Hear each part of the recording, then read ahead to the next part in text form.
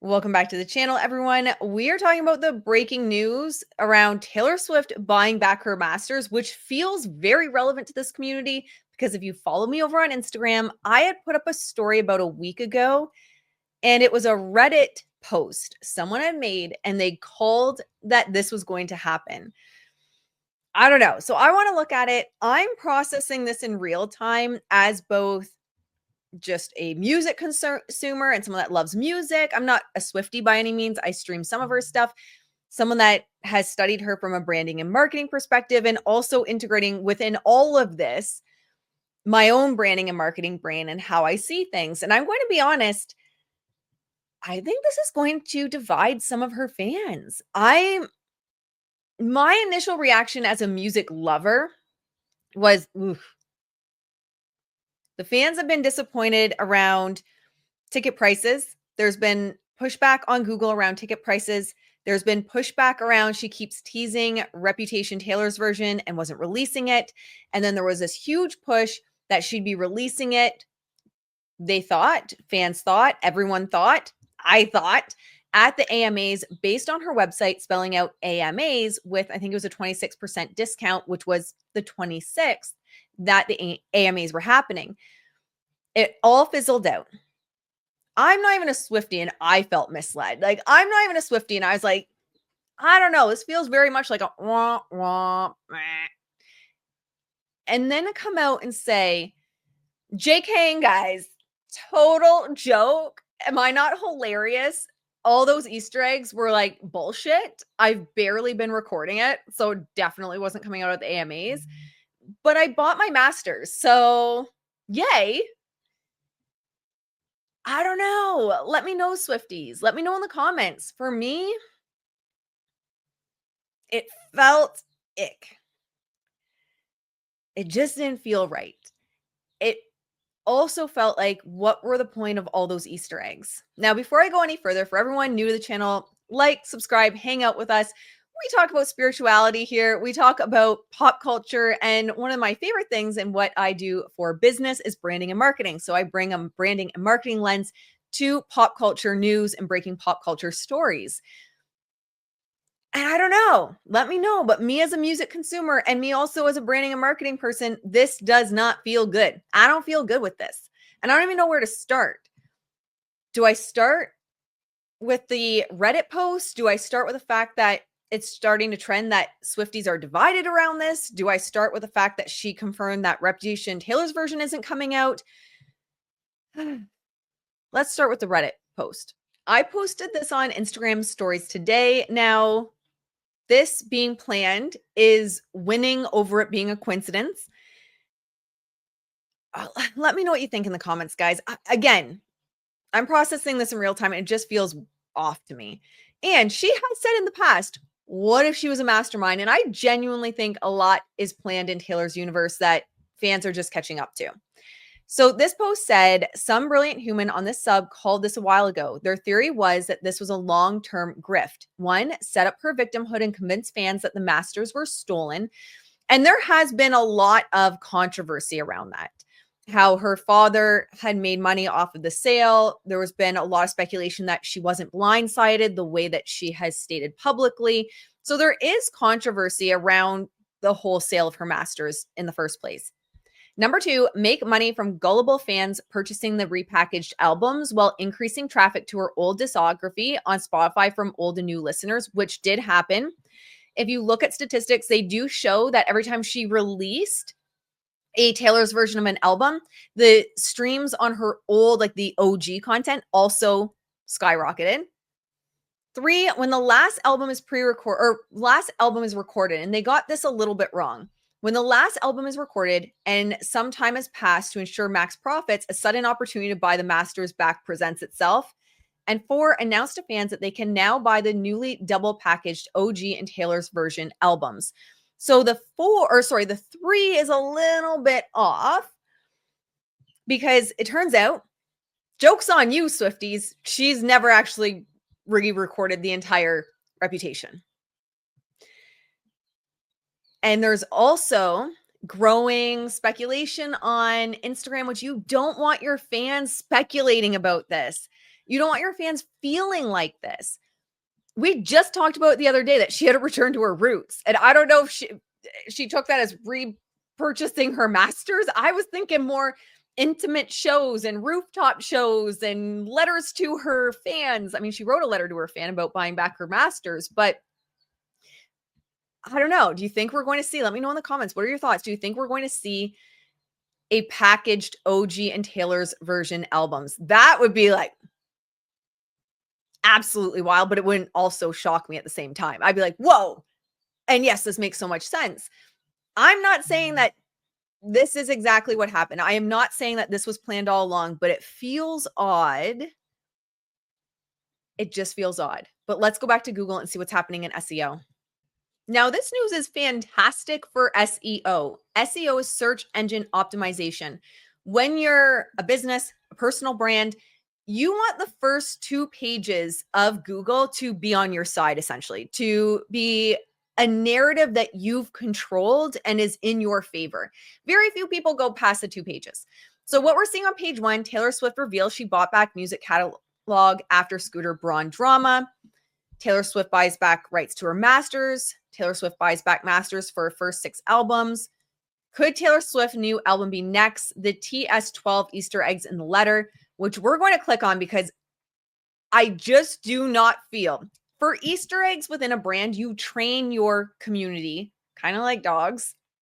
It is what it is. You train your community to seek out the Easter eggs because they get rewarded. It's like a dopamine hit and you feel part of the culture. You feel part of the community. So there's a lot of psychological reasons on why you use Easter eggs, and she has done it really well in her brand. The concern for me personally is you've just been dropping Easter eggs for how long, and your community has been on the ride with you trying to guess when Reputation would come out, and you're like, just joking, that's not happening, but I'm going to give you new Easter eggs for a new album. I don't know. I mean, overall, I'm going to say I'm happy for her because she has full control, and I think that's fantastic. I'm curious how the Swifties are going to respond. Taylor Swift buys back Masters recordings. Taylor Swift emerges in New York City looking chic in a black floral slip dress. She did look beautiful. So page 2, she now owns all her masters. What does Taylor's version buying back her masters mean for Reputation Taylor's version? Taylor Swift reacquires rights to the music that inspired Taylor's version campaign. Taylor Swift buys back. Like it's wonderful. I mean, short of saying that she's pregnant, I don't know how else you dominate SEO this way. I think saying that you are pregnant is the only other way. Taylor Swift breaks silence on status of Reputation debut re-releases. It's interesting that the ones with the complaints of fans are already off the first few pages, because just an hour ago, there was articles about fans complaining on the first 2 pages. Taylor Swift catalog victory, breaking down her 6-year battle to own her music. So this is page 4. All positive, all narrative control. Page 5. I mean, I'm sure you can keep going, and it'd be hard pressed to see anything that says Taylor Swift, Blake Lively, it ends with us, right? And that's what you're looking to do with SEO, is you want to push down the stuff that doesn't fit the narrative you want out there. So when you're launching something like this, for example, or she did this with Taylor Swift Jets, was another big SEO manipulation thing that she had done previously. Everyone does it. I'm not slighting Taylor. When we're looking at this, the idea is that you want as far back on the pages as you can get to be anything related to Blake Lively, it ends with us, lawsuit, or Justin Baldoni. You want to make it damn near impossible to have her name attached to any of that right now, because that's not a narrative they're controlling at the end of the day. They want to distance themselves from that. And it's just interesting, the timing as well, to be honest. Yeah, it's still going. Oh, there's one. The latest Taylor Swift news is ominous for Blake Lively. I can explain what happened and why, regrettably, it matters. So there's one article we've seen so far on page 10. This one, Taylor Swift mocked for her handwriting. Font of latest letter to fans, can barely read. Okay, well, yeah, it is painful. I'm not going to read it because it hurt my eyes to read. So I agree, but still, it seems weird. So anyway, what we're seeing is this is like SEO domination. I would say flooding, you could also even call it. And that's something we talked about with Blake Lively and Ryan Reynolds, what they had done during her big push for Another Simple Favor. So let's see what People says. Taylor Swift reveals she bought back her music catalog, an emotional announcement 6 years after Scooter Braun drama. And, I don't have all of it ready to go because I'm not deep diving on the Scooter Braun drama. It's not something I care to deep dive into, but there is drama, not just in the sense of her feeling that she was victimized by him, but just drama overall of how much her and her dad actually knew prior to the sale. The saga began in 2019 when Braun purchased Big Machine Records from Scott Borchetta. Good karma has come back around for Taylor Swift nearly 6 years after her catalog was sold to Scooter Braun, sparking a series of re-recordings that helped usher in a new era of artists taking ownership over their work. Swift has regained control of her masters. And overall, I want to reiterate, I am happy for her. Artists should own their masters. It's just ridiculous to think that she had not ever owned it. And so she has full control. I think this is amazing for her. It is an incredible move. I'm looking at it as more of, you already have a brand that's been struggling and a community that's frustrated over ticket prices. And that was trending. If you put in Taylor Swift fans, and frustrated over continually being let down over the Easter eggs that led nowhere. And then you drop this. That's what my concern is. The Grammy winning star 35, and she'll always be fine because Tree will spin it and they'll control the narrative and it'll be fine. The Grammy winning star 35 announced in an Instagram post on Friday, May 30th, that she had bought back her music catalog, giving her control of her first 6 albums. Hi, I'm trying to gather my thoughts into something coherent, but right now my mind is just a slideshow, a flashback sequence of all the times I daydreamed about, wished for, and pined away for a chance to get to tell you this news. All the times I was this close reaching out for it, only for it to fall through. I wonder when this was actually finalized. Does anyone have that information? Probably not public. I'd be curious to know when this was actually finalized. All the times I was this close reaching out for it, only for it to fall through. I almost stopped thinking it could ever happen. After 20 years of having the carrot dangled, then yanked away. But that's all in the past now, she wrote in an emotional statement on her website. I'd be really curious when this started and when it was sold. I know it's just been in the last week that apparently it's come up for sale. Even if, let's say there was a universe, let's just pretend right now. If there was a universe where, say, she had been in talks with it for years, and say her PR team did want something that was big, that would dominate the narrative, that would reinvigorate passion potentially for her and the brand, could she have reached out and said, name your number? And they were like, yeah, 1 billion. And they're like, perfect, send over the paperwork. Maybe. Because that's reportedly how much it was going to be for sale for. I've been bursting into tears of joy at random intervals ever since I found out that this is really happening. I really get to say these words. All of the music I've ever made now belongs to me. And genuinely, I am so excited for her.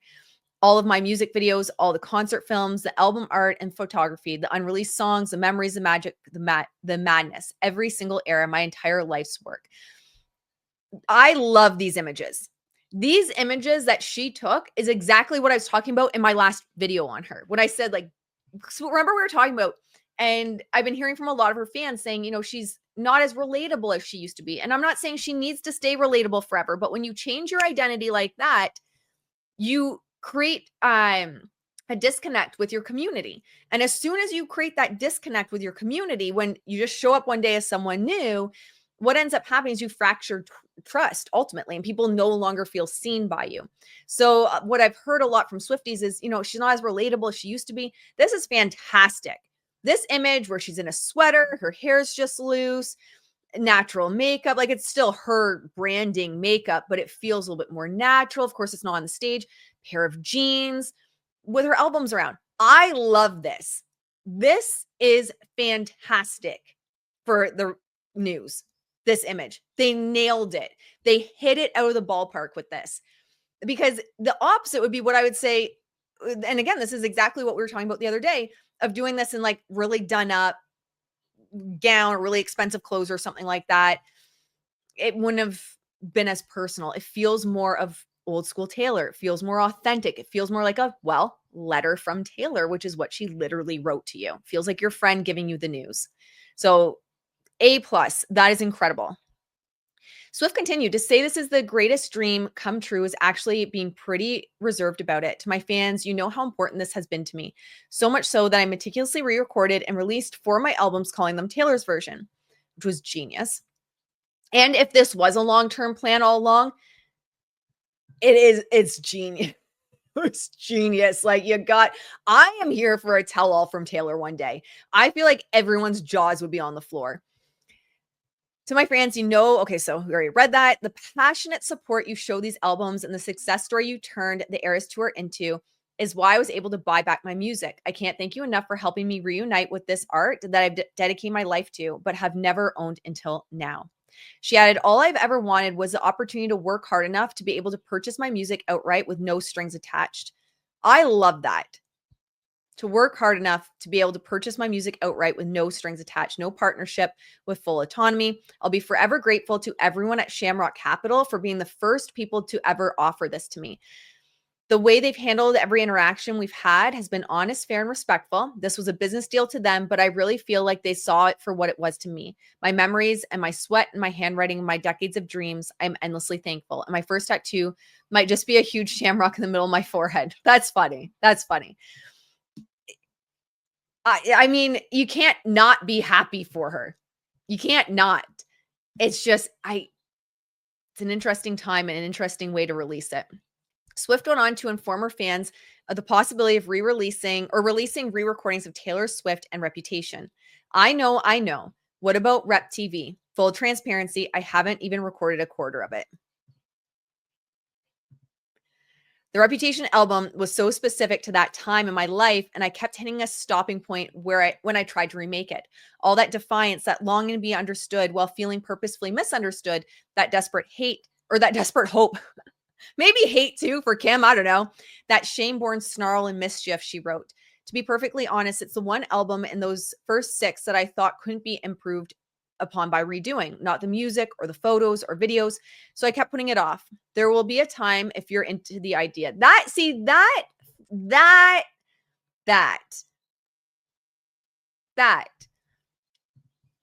to me, if you're into the idea.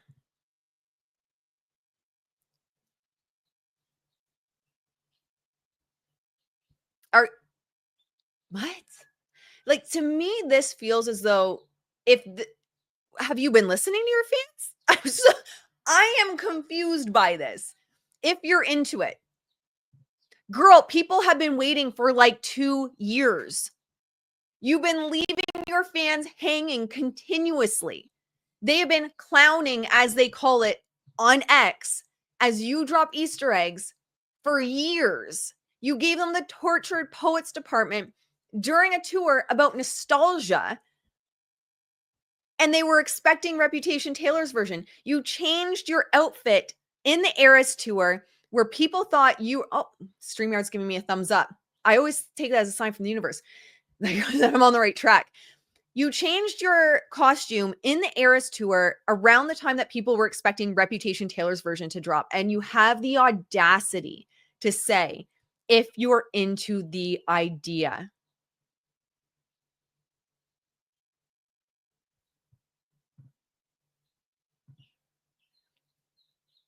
I don't know. Maybe I pay too much attention to words because it's what I do. It's how my brain's wired. But to me, if I was a Swiftie, I'd be like, girl, where have you been? And it might potentially give this feel of being so disconnected now, right? And this is what we talked about in the previous video. So disconnected now because she's going to have a social media team that runs her social media. She doesn't post anything anymore. If she writes something, her team does it. She might not even write it. Who knows at this point? To me, that gives a feel of you are so disconnected. You're either being disingenuous here and you know that they're into the idea and you're kind of like making fun of the fact that you haven't given it. Or so either you know that people are into the idea and you've intentionally not addressed this with them. You've intentionally been leading them on. Or number 2, you don't know. And I don't know which one's worse. I don't know if it's worse that you don't know that your fans have been dying and clowning for Reputation Taylor's version, or you do know and you've been playing them all along?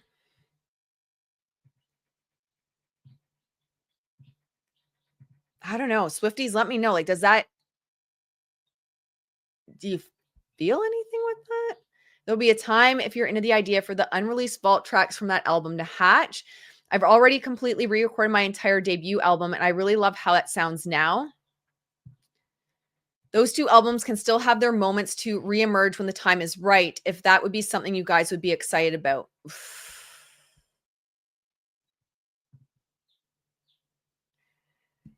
I just feel like deflated, like the air like just came like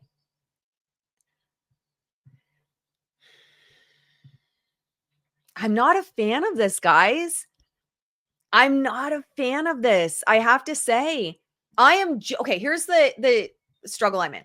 I am genuinely so excited for her. I think every artist should own their work. I think every artist should be in control of their work. And this sounds tone deaf to me. Again, it's either disingenuous, I know, and I've just been ignoring it and playing you for a fool, or two, I don't know because I am that disconnected from my fans now. But if it happens, it won't be from a place of sadness and longing for what I wish I could have. It will just be a celebration now. I just wish she would have been honest about it. Like, this wasn't overnight that she decided this. Swift added, I'm extremely heartened by the conversations this saga has reignited within my industry amongst artists and fans. Every time a new artist tells me they negotiated to own their master recordings in their record contract because of this fight, I'm reminded of how important it was for all this to happen. I agree. I think it's fantastic. And it definitely made a shift. Thank you for being curious about something that used to be thought of as too industry centric for broad discussion. You'll never know to me that you cared. Every single bit of it counted and ended us up here. So that's psychology. When you bring like us versus them or us, you want the majority of how you talk in your brand to be you, you'll, us, community. So she's, intentionally bringing in the you and us, which is branding psychology. And that's not a slight. That's not, oh, she's being shady. That's not what I mean by it. But it's just to show that it is also a curated statement, which as it should be at that level. But I feel like if it was, maybe so this is how I think she could have done this differently. Oh, I'm kind of cringing. Let me know. Are you guys cringing over this?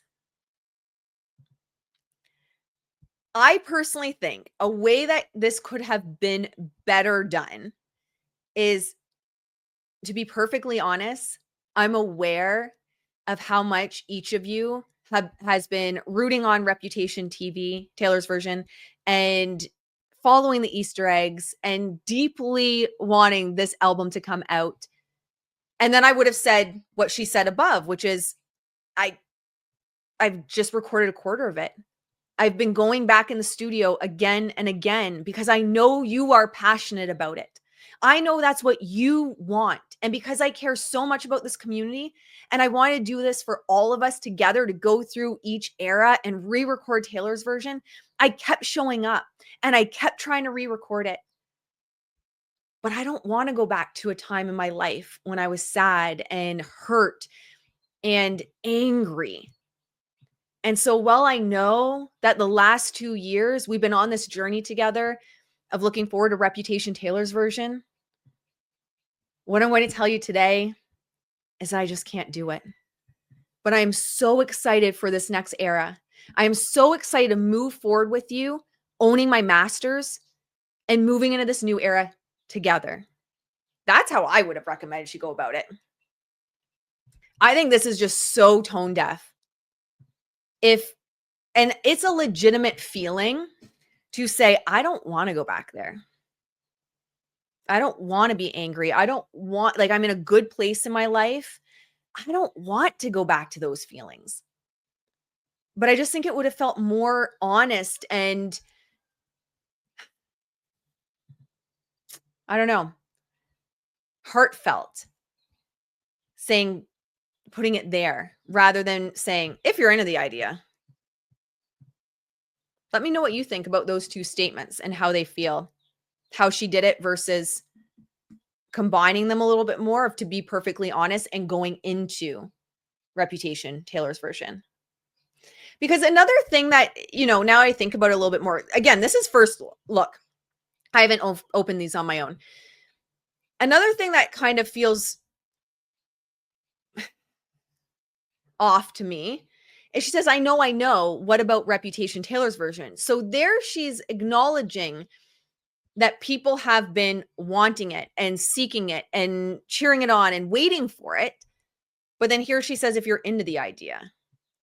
And we talked about this in the Blake Lively article I pulled up yesterday, where, at the top she was asked, do you wear scents to bed? Which is such a weird question, first of all. But do you wear scents to bed? And she goes, no, I think it's something like, no, I've never really thought about it, or something like that. And then you get through a paragraph. And by the end of the paragraph, Blake's going, and, because my kids really like my scent, and which I get, like, I still have my dogs that have passed away. I still have their blankets and their collars and stuff. Like, I'm not knocking that. It's true. Everyone has their kind of like smell, right? For better or worse, I suppose. But I'm not knocking that. But by the end of the paragraph, she goes, it's because of my kids that I wear scents to bed. And it's like, but 30 words before that, you had said that you didn't. Why are you saying now that because of your kids you do? Did no one proofread this shit? And so that's the thing that kind of, it reminds me of Blake Lively's words, to be honest. You're acknowledging that people want it. And then down here, you're saying, there's going to be a time if you're into the idea. I don't know. I'm not a huge fan of it, to be honest.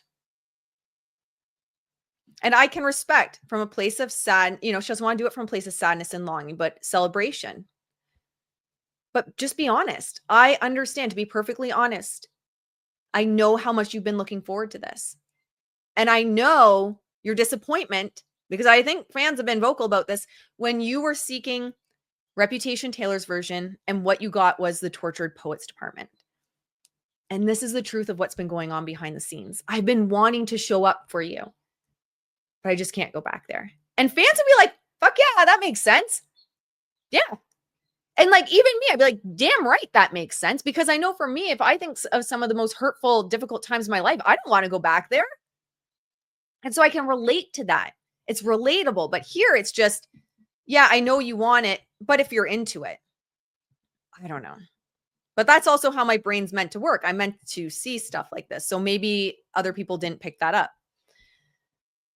But she is using psychology with the you and us. The Grammy winner signed her note saying she was elated and amazed after writing, thanks to you and your goodwill, teamwork, and encouragement, the best things that have ever been mine finally actually are. And then she continues, thanks to you. So that's good. You're bringing the community into it. Your goodwill, teamwork, and encouragement, the best things that have ever been mine finally actually are. I don't know. And Scooter Braun's statement was he's happy for her. Something just, what do you guys think? And we'll just look at this quick before I let you guys go. But could a Taylor Swift new album be next? The TS12 Easter eggs in her letter. So again, you train your audience to seek Easter eggs if you use Easter eggs. It says Taylor Swift sent her fandom into a tizzy with her surprise announcement on May 30th, explaining she owns all of her music, but fans are now doing what they do best and dissecting every word, number in the letter, in the note posted to our website. Are you guys like not disappointed? Or maybe this is, I don't know, something that was put out by her team as well. And the math is mathing towards her next era, which fans have dubbed TS12. In the second sentence, she highlighted the word this with 12 eyes. She also used 3 dots in the text, 462, which adds up to 12. She also mentions debut being 20. So fans are saying this could be a date for the next record for 2026.